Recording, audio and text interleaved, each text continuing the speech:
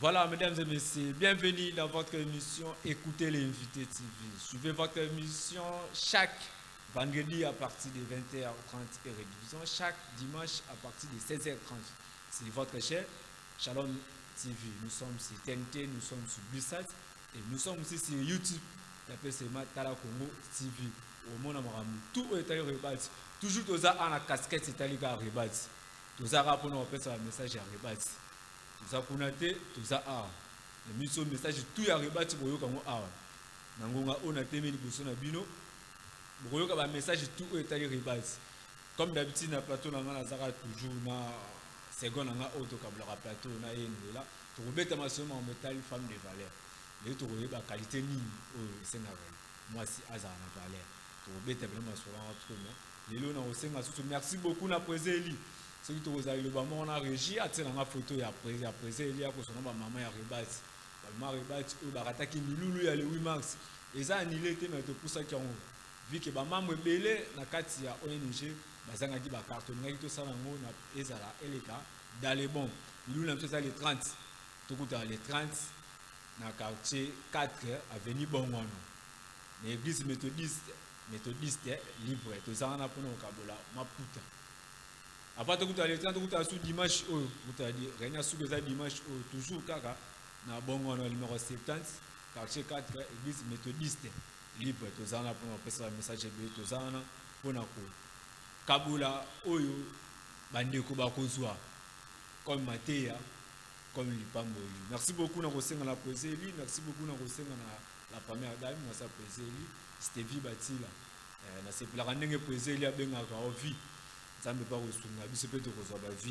Merci beaucoup maman. Dimanche nous merci beaucoup. Et merci beaucoup na honorable Antoinette Samba Kalambay. Yene mutana na charge ya Lukunga. Na rentrée scolaire aleki akabola kina bana Lukunga. Na fin de l'année akabola kina bana Lukunga. Et sikoyo na mwande la femme abe okabola na ba mama tu ya rebati. Tout na ba mama ya rebati biso tous les 30 tozana honorable Antoinette Samba Kalambay. Na honorable Aris Samba oyo azali mona ya maman Antoinette Samba honorable tozana bango le 30. Merci beaucoup na maloba na bino bo rappel bo saela ko oto senga ke merci beaucoup tokozela tozala bino le 30 pe ba mama oyo ya quartier Kaluka ba mona bino lukunga sema pa no charge ya lukunga ezaka pa mutu moko mutu oyo ba ko benga na Kaluka mwinda ya Kaluka. Oh, avec Cléry Kaluka ezaki na molili na mito soki omona mwinda Kaluka kosi mwinda ya Kaluka ngezana neza maman Antoinette Samba Kalambay yinda zali mwinda ya Kaluka yinda simi na Kaluka jamais vu na Kaluka to mona maman Antoinette Samba asala makambo ya kosala na Kaluka. Merci beaucoup maman, continuez kosala mingi tozala na ka pe na yo pona ko bokelo ba frère na lobaka ngo à chaque fois que tozawa pona ko loba oya malamu ozosala tokoyebi biso continue kosala malamu oya mabe tokote ya yotika lokola mama Antoinette Samba akosala malamu tokoloba tokoba mama continue nzambe azala na yo abatela place ozali apesa oyo ezangi. Merci beaucoup maman, nzambe azala na yo. Merci beaucoup maman to ya rebati. Merci beaucoup tokuta sini pour ya dimanche na quartier 4 avenue bon numéro 70 l'église méthodiste libre. Merci beaucoup maman na kosenga ndeko na ngano là nous komona ba photo ya Bravo. Président Moutasimbi Kanluka Mobimba yeyo, président Eli. Donc Moutalela ba maman comme pas possible. Donc tolobaka nzamba pambola yo président Eli. Nzamba bakisa ya mingi azongisa koleka onyo sozo sala pona ba maman na biso. Alors sans plus tarder, lelo tokolobela donc lokwa toza na mois de la femme. Moi ils a dédié na ba maman. Tosolobela lelo na sujet na biso ezali femme de valeur. Donc on est en train de parler sur la femme de valeur. Tokoyeba lelo qui est cette femme de valeur pe si na nini na kati na société comme étant femme de valeur. Voilà, merci beaucoup mesdames et messieurs. Nous avons la nande kono le atu lo ba awa ke lelo tokoyeba femme de valeur. Tokoyeba nini eza na kati comme femme de valeur tozawa na chaîne Abisso Shalom TV, nous sommes sur TNT et nous sommes sur Bissat. Nous sommes tous sur YouTube, tapez c'est Matala Congo TV. N'oubliez pas de s'abonner. Merci beaucoup Naba. Les connaissances au Bengaki Bisso, tout le monde qui est la Bino. Et on est la Bino, cette fois-ci, tout ça à Shalom. Tout ça à chaque vendredi à partir de 20h30 et rediffusion, toujours chaque dimanche à partir de 16h30. Tout ça, après on repère ça va. Mais ça, toujours en métal et rebat. Nulle part ailleurs, comme sur la rebat, tu vois comment toujours à. Muka tomolo ya rebata zali wana pese lui Moïse ya bana kaluka wa betaki batoma ifunga maki pese lui azawana akozalo kwa Moïse wana te po Moïse wana amona kinda ku ya tatate abetaki alengisa ki babata amona kinda ku ya tatate pese lui akozala Moïse pe akozala su Aaron akokata akobeta mai kofunga ma akomoisa biso susu ndako ya tata. Merci beaucoup na bandeko na sport na ngonga oyo. Je suis très heureux de remonter à mon nombreux par recommander pour une émission nous sur les côtés pour la nuit. Merci beaucoup d'avoir répondu comme il faut. Merci beaucoup d'avoir reçu partout vos amis. Tout ça à rendez-vous ça à mon camp et comme chaque vendredi à partir de 20h30 et rediffusion chaque dimanche à partir de 16h. Vous avez rendez-vous au Monique habillé mais changer on va changer avec l'église mais va changer avec Nzambe te changer l'église mais te changer Nzambe te ça au Monique elle est dans la veste elle est de connaître là ça na pan dit que ça moi ya ba maman Monique elle est là du coup derrière elle 8 max aïe na moi ah on a fini na veste. Merci beaucoup de connaître là tu continues à te sur méthode définition la femme de valeur là on est au courrier que oh sa femme de valeur. Merci beaucoup Ndeko Arnold. Merci beaucoup Balandi à chaîne télévision Shalom. Beaucoup plus na bino ba maman obozo na biso na ngonga oyo pesi bino bambo tebele. Alors lorsqu'on parle d'une femme de valeur, cette femme de valeur c'est par rapport aux valeurs morales qu'elle porte en elle. Donc on la définit comme étant une femme remplie d'intelligence, remplie de sagesse, une femme qui se distingue aux autres par rapport à ses qualités, par rapport aux valeurs qu'elle incarne en elle. Donc, il y a un babengi, moi c'est Motuya, asa moi soit tonda maele, moi soit tonda boanya, katina moi soit sala makamuna lolenge ya bokeseng. C'est celle-là qu'on appelle une femme de valeur. Et quand on parle d'une femme de valeur encore, on pense à cette femme qui est bonne et pure, douce et droite, une épouse fidèle pour son mari et une bonne mère pour ses enfants. C'est celle qu'on appelle la femme de valeur. Et vous verrez que la pureté, la douceur, la droiture, la fidélité, qui font partie des fruits de l'esprit, sont des atouts pour elle. C'est vraiment cette femme-là. Voilà, mesdames et messieurs, tout a définition on la possibilité à Nzambe na maman va se belé ba comprendre que nous là il ça bango nini akina bango mang na le portefeuille là bango bana lingala prochainement maman tu vois ça ngonga o bango na émission femme de valeur o za titiller na émission na bino écoutez l'invité prochainement to kabula to ko yana ngo ezalaki ezala manière moko bo ezala manière mo ignoble ka ezalaki akabela no bana lingala les autres robert ma souhaité une femme de valeur to ba qualité ni femme de valeur. Merci beaucoup na ba négociateur régime ba ko défiler ba photo wana tu vois comment on va photo honorable Antoinette Sambwe ko balukana to comment on va photo pour Zélie a ko sona ba maman rebat et ko balukana. Merci beaucoup na musa ki to ko boko ça la biso ba négociateur ça régime de nulle part ailleurs et ça c'est moi to ko continuer ka ko beta ma souhaité une femme de valeur les autres ko ba femme de valeur que nous là les autres ba femme de valeur na principe ni to ko ba ke o asa femme de valeur. Voilà, merci beaucoup. Parlons de principe, il y a femme de valeur. Vraiment, liste des hommes laïcs. Parce que ceux qui ont banda kotanga pour nous énumérer yango, donc là la émission. Lorsqu'on parle d'une femme de valeur, vraiment, il y a un seul principe. Eza maman y a un principe nyonso. C'est le respect. Cette femme de valeur, eza moi si oyo, ayebi ko se respecter na nuyo moko. Lorsqu'on parle de respect, eza na nteka respect faut batba pesae. Mais c'est cette femme-là qui sait d'abord se respecter elle-même. Une femme qu'on appelle une femme de valeur dans ses principes, elle sait d'abord se respecter. Amito sarayemoko, amicha rayemoko en valeur. Et après cela, respect ami pe sarayemoko nda me mapé tout autour d'elle. Donc c'est une femme qui se respecte d'abord elle-même. Et après, aza mwasi o ayebi kotosa ko respecter bato baza nzinga nzinga na ye. Donc parlant d'une femme qui se respecte, c'est cette femme là o ayebi qui sait veiller d'abord sur son comportement. Cette femme wana o ayebi ko veiller na elateli na ye. Une personne qui se respecte, totalement même n'habillement na ye, vous allez voir que non, cette femme se respecte par sa manière de s'habiller. Mais celle qui ne se respecte pas, c'est celle-là qui va s'habiller au moins n'importe comment. Alors, tu as un denga mesani, nous autres, on a un posala, on a un lingeli, on a le lengo et c'est pelicier. Mais quand on parle d'une vraie femme de valeur, Ezawa yebina d'abord qu'on se respecter yemoko. Sous un poste bien moi si femme de valeur, moi si amotuya yebana nous qu'on se respecter yomoko. Komi paie sa valeur yomoko.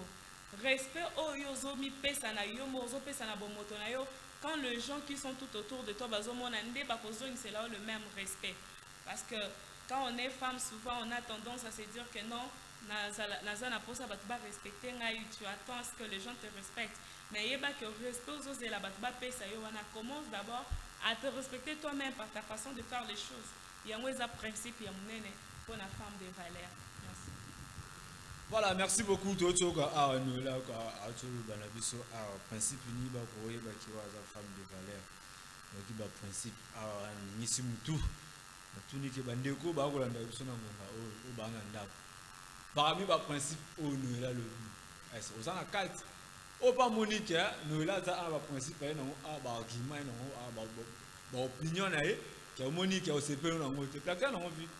Benga numéro Zara, benga numéro Zara, numéro 085 57 69 257. Benga biso, lui qui on les a monté, les a monté. Somme les a monté, on ça débat. To yamba, to tsa noela a pesa zali. Koto za na vidi to tsa biso to sans so débat calme. Mais le plan to za noela to we ba ne to tso ka principe. Oui, c'est que moi si à la femme de valeur. Merci beaucoup ba prendre un principe o ngana mon o ngana vivre na mon OK. Là, et pas pour ça. Et pas moi ça pour essayer. Moi quelques principes pour on ezana ngo ko flatter au thème ezana peut-être kaka na ba oya lobi na monument denda mo na pas na c'était vie bâti la place aux alu nzamba ba c'est là au kola suna ba principe wana na c'est pour rendre pour essayer là bien avoir vie c'est peut être za ba vie na biso to toujours ka ba débrouiller to ko luka ko senga nzamba pesa biso ba vie na biso. Merci beaucoup na ba définition sur oya ça na mo sur et ça, c'est une carte honorable Antoinette Samba. Kalambaye, la municipal pension, tout retourne sous tout en nous là. Tellement Azali, moi, c'est mieux placé. Il faut défendre ma maman, elle est passée. Bah, question c'est un peu réponse c'est tu retournes sur qualité nini autre que koye baki. Moi, c'est la femme de valeur. Il y a qualité que so moni muto pour na kutu na ligne ya basi soki bataka epoka kaza na nzoto ya basi mais so le nzoto ya basi aza na qualité rosa femme de valeur te soki koyeba suko qualité ni to koyeba o azali femme de valeur. Merci beaucoup Ndeko Arnaud. Quand ndenge naza koloba oui ba qualité zebele. Alors nous allons énumérer quelques qualités o ezola kisake non véritablement cette femme aza femme de valeur. Parlant des qualités, la première des choses que je peux énumérer ce soir, une femme de qualité, c'est cette femme-là qui ne reste pas centrée ou focus sur elle-même. Qu'est-ce que je veux dire par là? Azamwasi Oyo, Aebi, comment je peux le dire? C'est une femme qui sait un peu prêter de l'attention à tout le monde. Aebi ko attirer attention et pas moutunyon. C'est cette femme-là, on se concentrera quand la vie n'est mon côté. Elle sait au moins se baser sur la vie des autres d'une bonne manière pour un peu les aider pour commémorer la bango ba solution. Tant que on a déjà manifesté les mbongo, tu sauras que non, certainement cette femme c'est une femme de valeur. Et la deuxième chose, elle n'est pas dans le conflit. Une femme de valeur parmi ses qualités, azamwa chose à la kati ba conflit na makambo pamba pamba. Makambo ezalaka na mutu na makolote, tu ne la verras pas. Conflit, lorsqu'il y a des conflits, mais là aussi parmi les femmes de valeur, mais conflit, lorsqu'on parle d'une femme de valeur, parmi ses qualités, conflit. Et la troisième des choses, lorsqu'on parle d'une femme de valeur, c'est cette femme-là qui sait prendre soin d'elle-même.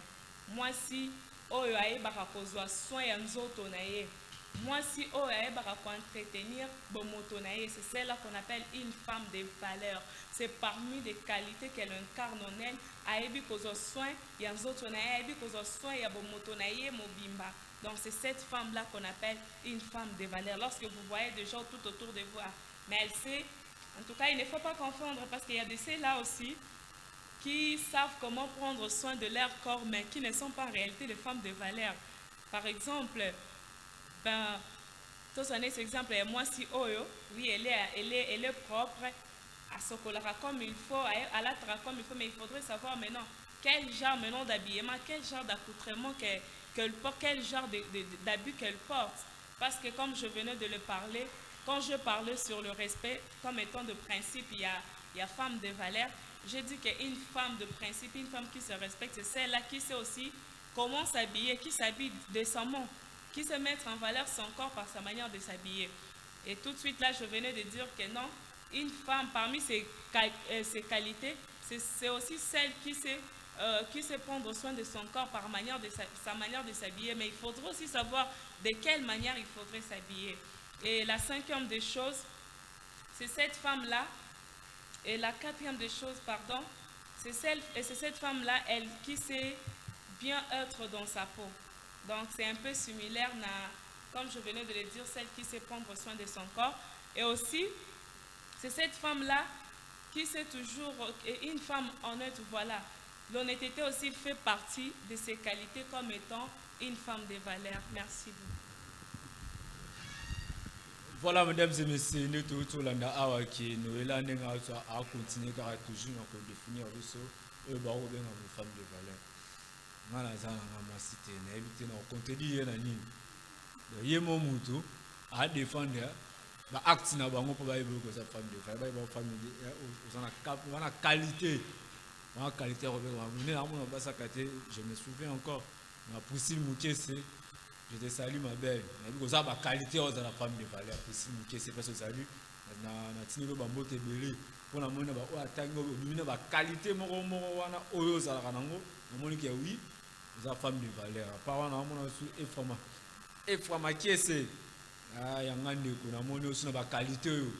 De l'ingara toujours, aux à la propre, l'ingara toujours. Au bundawe baké lobby, le bec et les calés, le toujours.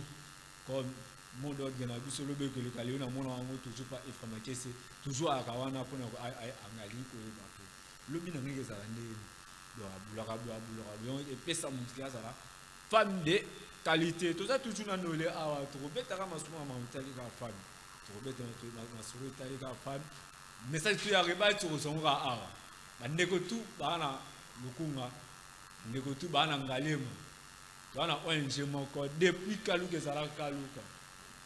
ONG, aussi même la jeune, oui, qu'on a déjà pas même au salon à Minene. Oui, c'est Mina. Président Eli Batila, il m'a signé ONG Rebas. Zama Batila, place Zalia, Batila, Oezani, toujours Rebas en avant. Donc, si nous rendez-vous le 8 mars, les gens il était, ils ont rapporté. Depuis ça, on a Robert Amasolo dans les 30. Depuis ça, on les 30, Vicky, il y a membre Moussoussou, moi, je suis le comité directeur, le comité technique, je peux dire comme ça. Il y a des gens qui ont vu ça dans mon baou, ou dans la Kalouko, ou dans la quartier 6, c'est dans le quartier 1, ou dans la Bongono.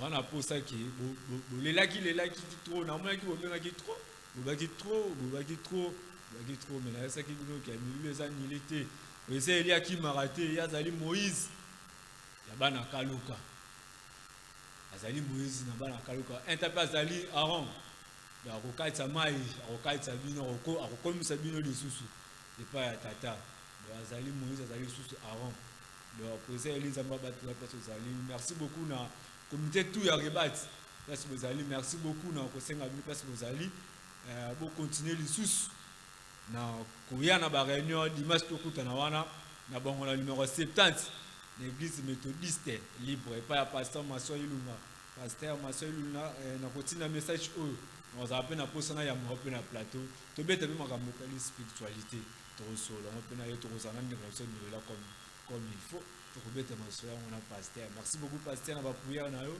o ko samelaka biso bana rebati. Surtout parce que vous savez toujours en forêt toujours colongono. On continue mission na biso. Merci beaucoup sur na bande régie na ko senga o ba ko taba photo ko leka. Merci beaucoup musala malamu. Abela moni ya di pro. Moni musala a ezali ya malamu ba ko taba photo ko leka. Ba ko taba so photo ya honorable Antoinette Samba Kalambai. Ba ko taba so photo ya Président Elia ko so na ba maman. On continue ka bon a na bini ko za tili fabo. Merci beaucoup. On continue. Troisième session na biso na ndeko na biso Noëlla to continue quatrième session na biso na ndeko Noëlla ndenge nini tokoyeba ke comment si ndenge nini tokoyeba ke moi sur azana valeur. Voilà, toujours dans le même sujet, avec comme question comment savoir si une femme, cette femme c'est une femme de valeur. Donc si on peut le dire, on continue toujours dans le même sujet. Pour savoir que non, cette femme c'est vraiment une femme de valeur. Donc c'est cette femme-là qui sait écouter sans juger. Elle attend la même chose aussi de nous, de vous si je peux le dire. C'est cette femme-là qui écoute en fait sans pourtant juger. C'est aussi cette femme-là qui sait et qui comprend le respect et le fondement de toute relation saine et durable. Elle ne tolère pas le comportement irrespectueux et elle nous apprend aussi à faire la même chose. Vous verrez qu'à chaque fois qu'on est en train de parler, nous allons retomber toujours sur ces mots respect. À tout moment, le respect ne cesse de se répéter. Le mot respect, zobandela makaka. Comme je venais de le dire, que c'est une femme qui ne tolère pas le comportement irrespectueux tout autour d'elle. Vraiment, c'est ça. Lorsque vous observez ces choses ou vous remarquez ces choses, c'est alors que vous saurez que non, véritablement, cette femme, c'est une femme de valeur. Merci. Voilà, mesdames et messieurs, c'est moi mingi. C'est moi ça mingi à présenter l'émission na mukolo ya vendredi c'est moi mingi. Pour la qualité, na Noëlla zo bimisa. On a l'ingénieur mingi Noëlla boti na ba qualité na lingala. Pour tout qui venait bien. Pour ça na ba nekomuso a passé à zo a beta tatouage comme mumba ene. Na éviter ceux qui mbala ngwaza ki Marie o abime ba je. Bon, na éviter ceux na la qualité ni. Na éviter ceux qui comme on a tiens ceux qui la sababo ya été. Yoko yoka aba ministère ba ko yemba. Mbala boni ba obengo semeki. Ngande ko na biso basi au bout de l'émission O. Nane c'est moi mingi représenter l'émission O. En plus on a moi de la femme. Nane c'est moi mingi on partage on a nous là on a seconde on va trouver sur la marche et tali femme. Merci beaucoup na ba ndeko beaucoup ba ko comme la biso continue comme la biso. Bo benga biso comme il faut. Comme il faut benga biso to répondre. Na loba ngo toujours lobe ko le kalelo. Nzambe abeta ba courage karaté. Biso ba courage et fort on a biso nzambe amona. Atale to suite le but raison. La lobe que les kalelo ikampiko. Merci beaucoup na ba nekotu o ba na quartier Kaluka. Neto ko ba milu na ça les quand ce que les qui trokebe pa ba ndeko ba na ipen. C'est je me suis assuré comme na ipen.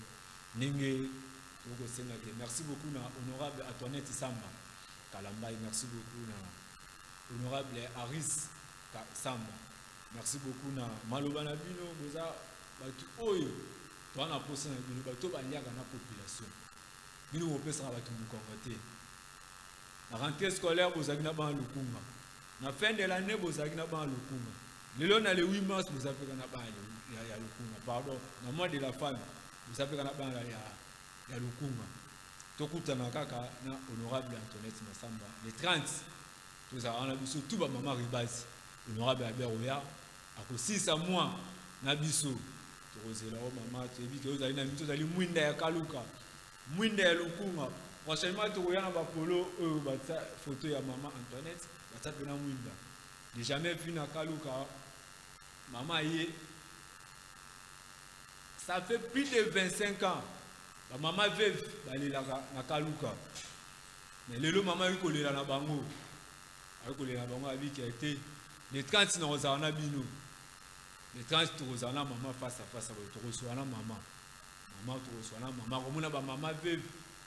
Maman veut voilà bah ça bah maman na bah ba ndeko na biso te bah maman na biso te ba ko na biso te bah maman o ba zangi na makasi o ya poser eli makasi o ya rebati to ça on a toujours pour aider ba maman ndenge bandeko na so rechi ba ko lekisa ba photo boko mona ba photo boko mona ta jeune fille mo ta te ya ba maman to ça ils sont été pour nous refléter ba maman abiso pe ngato ça pour nous refléter to ngato ça pas ba maman te mimo boko mona bilili te pe za radio te ba ko lekisa ba maman boko mona ba maman woto ko senga merci beaucoup na honorable Aris Samba merci beaucoup na ba promesse na maloba na nyos o le ba pour na biso pour dire nous homme de parole pour le barosala merci beaucoup honorable Aris maboko za ko fonga les 30 tours la rayo les 30 sont beaux au fonga tours la rayo présence na yo il qui attaque au lien la table ya roi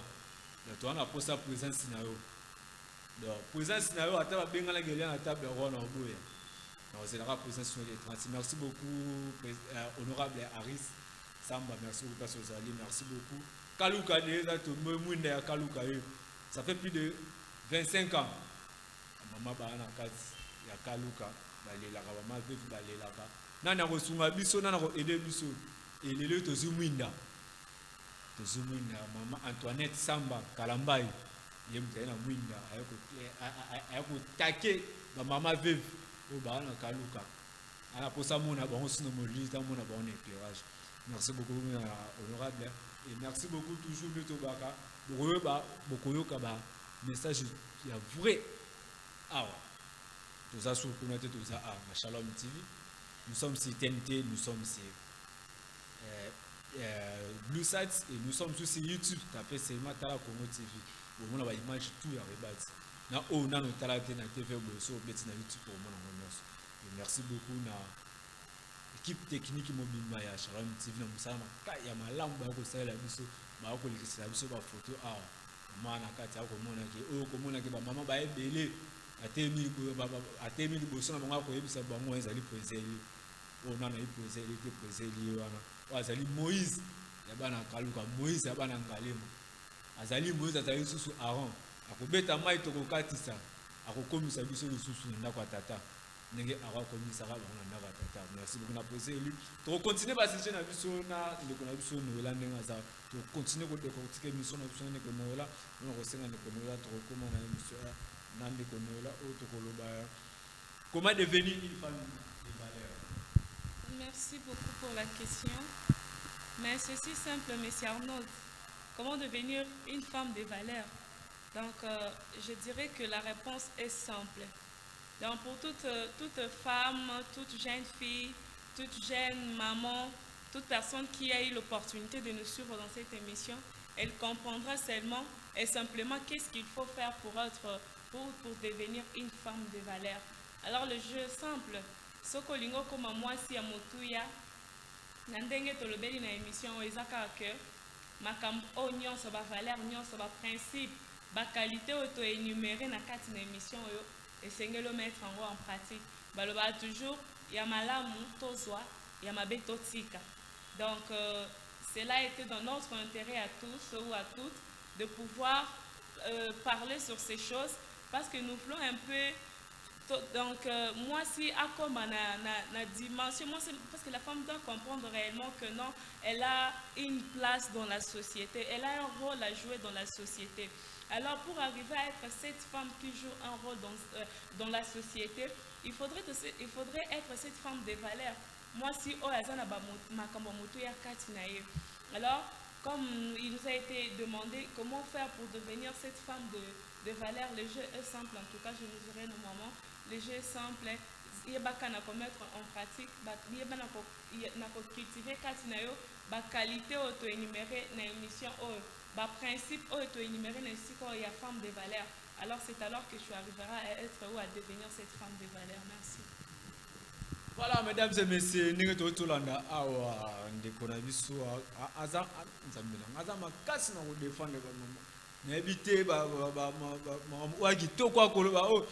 mesdames et messieurs, au bas on a tout ok. Bah on a pour ça on a excusez nous prochainement tout ça la ça ça tout ça la pour tout ayo kango mais là ba principe musu wana c'est na rafolo bara et le bomaka na le poto où est-ce que c'est biso to ça la effort ya ko ranger ngo pour que boyo kango merci beaucoup na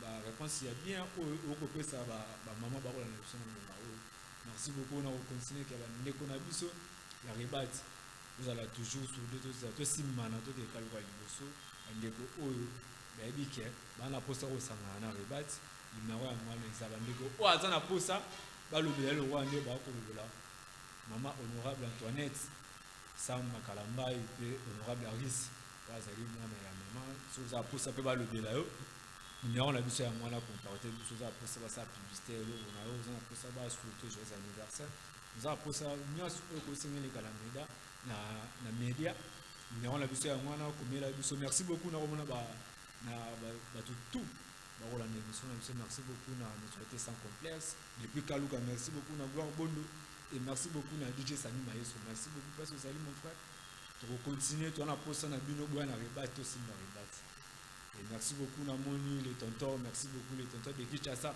Barama plus à l'homme le plus puissant merci beaucoup les tontons place vous salut je vous salue tu as posa na bino boya na rebate aussi na rebate to ki liboso di jamais vu depuis na Kaluka ezala Kaluka tout le monde a ONG Simbami na jeune garçon azelenge oyo eza na deux pas ma osama wa minene ezaka poser lui ONG on s'appelle rebate donc na depuis Kaluka ezala Kaluka depuis papa na biso ba mouvancier bazo wa mapangu na Kaluka donc tout na ta ba koko na mabatika ONG oyo simama na jeune sama wa minene lokwa oyo ezate na fin de l'année azalaki na ba mama na makasi na yemoko na fin de l'année akabolaki oyo esengaki ya kolia ya komela na rentrée scolaire akabolaki le 8 mars passé akabolaki na ba mama oyo ezangaki ndeko ngana yo na ngato ba jeune okola na biso na minute wa jeune le kwa poser lui okola na biso na minute yaka to simana to ke liboso to tombola susu ONG et qui est liboso rebate ki liboso to komisa ngo place to senge koma aza jeune aza papa aza jeune aza pe capable pe ya kozwa pe ba propre mongo na on a passé un moment mususu na le boko oyo pesaka ezwaka biso ba kimbangi so baka place outil ezongo je suis fier d'être Kimbangi, c'est des pères et des mères. Un homme des pères et des mères, arrière-grand-père, arrière-grand-mère, bazaki ba Kimbangi. Ara fier nango. Ba Soudan ate ba défend ate. Merci beaucoup na ba ndeko ba ko na sona ngova. O ezala kama parenthèse na fungola mo mke pour nous rappeler bino ke to sambela. Ndeko no la za mo wa net na sambela te. Net la ki na église te, net na ba na to sambela. Merci beaucoup na ba ndeko tu ba ko na sona ngo. Oh merci beaucoup na poésie eli parce que ça les amba baxela o ezangi. Merci beaucoup na bana lukunga. Pe bana Kaluka ndenge ba yami mama Antoinette Samba Kalambai. O ba ko benga siko si sabidimu. Mwinda ya Kaluka prochainement to yana ba polo. Prochainement to za émission na ba polo to rata ba polo ya mama Antoinette Samba. O ba tie mwinda si sabidimu. Ba bienda si sabidimu. Na rentrée scolaire aliaki na bana lukunga. Na fin de l'année ali suna bana lukunga. Biso siko na le 8 mars akoya so suna biso. C'est-à-dire aza mutu o atika ba point asala ka misala na yemo anaka. Alamu asala misala ka chate asala misala na yemo anaka. Noko mona kana media ko mona yoko tanga ma partout po ali mutu o asala ka misala na yemo anaka. Ndeko no wela ona ko ba kisamuke lelo to ana maladie moko je peux dire comme ça ça maladie où tu peux vivre la vie province de Kinshasa soit na RDC bana basi ba bipesi trop les réseaux sociaux TikTok yo ko ba ba femme de valeur ba qualité tangi ndeko basi mususu baza ba qualité na baza mais la TikTok basala ka ba challenge mo ezanga ta mutuna makolo. À part là, au Koyoko Batsani. Merci, monsieur Arnaud. Ben, il faut comprendre bien la question Isa, par rapport à la jeune fille basée sur TikTok. Ok. Donc, il y a quoi déjà, monsieur Arnaud? TikTok, Isa m'a bêté. En tout cas, réseaux sociaux en général, Isa m'a bêté.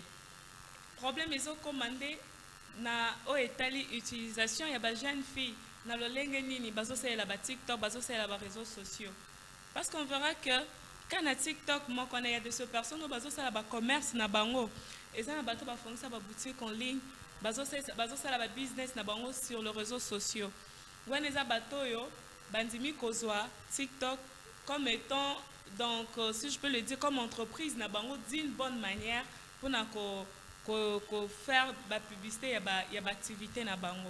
Alors pour toutes ces femmes, au bazo zoaka TikTok, et comme le roi ici, comme étant lié aux photos à la kindumba, aux photos à la bêtise, à ces jeunes filles-là en tout cas, mesdames, je vous dis, vous devez arrêter avec cela. Ce n'est pas une bonne chose.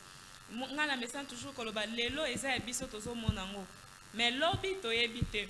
Lelo zote kozo s'exposer sur TikTok. Au éviter peut-être un ministre plus tard, un ministre jeunesse, un invité agriculture, ministre Nino Kozala lobby et par après de comme bimselo ba photo no lobby que non, baza jaloux, le monde est contre moi. En tout cas, c'est le moment où nous devons veiller parce que ngana ba tout moment à venir tozo préparer on lelo. À venir et ça lobby maison c'est préparer lelo, zelo comme on a quatre à venir on te pour préparer. C'est le moment où nous devons veiller sur tout ce que nous faisons parce que on se tosse à lelo et cause à l'influence, si nous le faisons d'une mauvaise manière, plus tard, ma kamna biso to sali lelo, ya onde condamné biso et comme un jugement contre biso na mokolo lobi. Merci. Voilà, mesdames et messieurs, merci beaucoup. Mais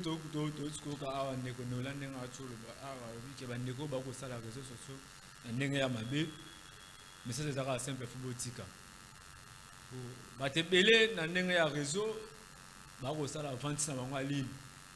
Ba ko teka bilamba, ba ko teka ba bloc ya kolia, ba ko teka ba chaussures, ba ko teka bloc ebele.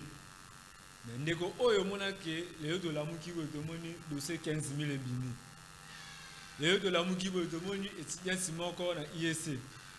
Le de la muki ko to so la muka to mona kama kamuka ke yaka. Ndeko bosalaka bongo totika makasi toyeba ke jeunesse ya lelo eza biso jeunesse ya lobi biso ne tokoyedike bango elongo bayina bandeko oyo bamusicien babengaka biso na bino toza ndenge moko toza mpona koyedike masi toza na mpona koyedike masi bosalaka biso mpe banzembo ya bien soki bosala so banzembo ya bien nakoki mpe nayoki nzembo oyo mpe nayoki mpe mwa bien esalinga mpe mwa bien bosalela biso banzembo ya bien. Merci beaucoup na bandeko to balandi biso na ngonga oyo tokomi na suka tv eza ngonga nde babaka tv eza radio te tv eza ngonga tokomi bandeko na biso ya régi bakosine soki tokomi na suka oyo tokosengana ndeko noeli mot de la fin na ye apo tozonga tocontinue et après tout ça, on a tout continué à faire un message dans le biso ya rebati. Mot de la fin na ngeza ete ba maman. Faut boyeba ke bo kontaka makasi na kati ya société. Vraiment miso na biso ezaka likolo na bino comme étant des femmes. Ce n'est pas en vain qu'on dit éduquer une femme, c'est éduquer toute une nation. Donc vous avez votre place na kati ya société. Alors veillez jouer très bien vos rôles comme étant des femmes responsables. Aussi des jeunes filles responsables pour assumer l'éducation à lobby. Vraiment, napesi merci na président Eli, papa nani mokonzi na biso ya Rebat, et aussi napesi merci na honorable Antoine Samba Kalambay, maman na honorable Harry Samba. Vraiment, topesi bino ba merci ebele pona musalo bozo sa na kati na biso. Merci beaucoup. Voilà, mesdames et messieurs, tout ce que vous avez de la fin, il y a un déco Noëlla c'est le monde de la fin. Tout comme il y a souka émission à biso. Émission à biso les caca chaque vendredi à partir de 20h30 et rédivision en les caca chaque dimanche à partir de 16h30. Tout ça à Shalom TV, tout ça Bluesat toza na TNT toza sur na YouTube tapez seulement Tala Congo TV au moins ba image na tout ya rebati. Merci mingi na ba mama tout ya rebati, merci mingi ne bozane belé chaque dimanche ne boya marabiso ne to ba gagner sous que ça dimanche. Tout ça l'effort au kolanda biso na munga o ça l'effort dimanche o ya na réunion o pe atikala kina on ta sur carte na ye a ça l'effort a sur carte na ye o to ça na posa milieu na biso le kana kinga.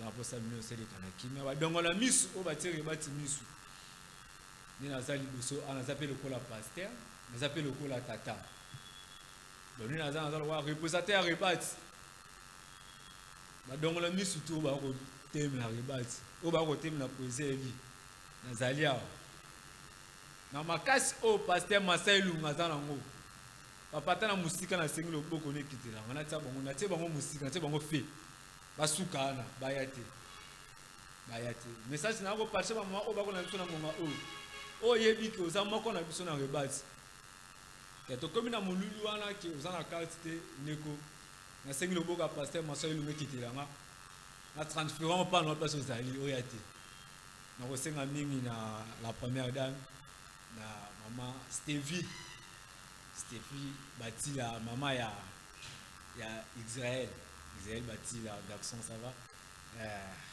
et puis ça va yosa héritier yo mtu otika na rebati ko kamba rebati ozana idée logo ya papa biso to ozana ka pona orienter yo rebati sala ka merci mingi na mama honorable Antoinette Samba Mwinde ya Kaluka chaque jalukunga Mwinde ya Kaluka chaque jalukunga merci beaucoup na honorable Aris chaque ya lukunga Mwinde ya Kaluka franchement tu na ba polo ya mama Torolate merci beaucoup na ba nekotu ba landi biso na ngonga oh merci beaucoup na mes parents papa Thomas Tela et maman Nelly Tela merci beaucoup à mes grands frères vous êtes très nombreux ya kozana souci na nga pendant une semaine avec na télé merci beaucoup na ba message na merci beaucoup parce que vous allez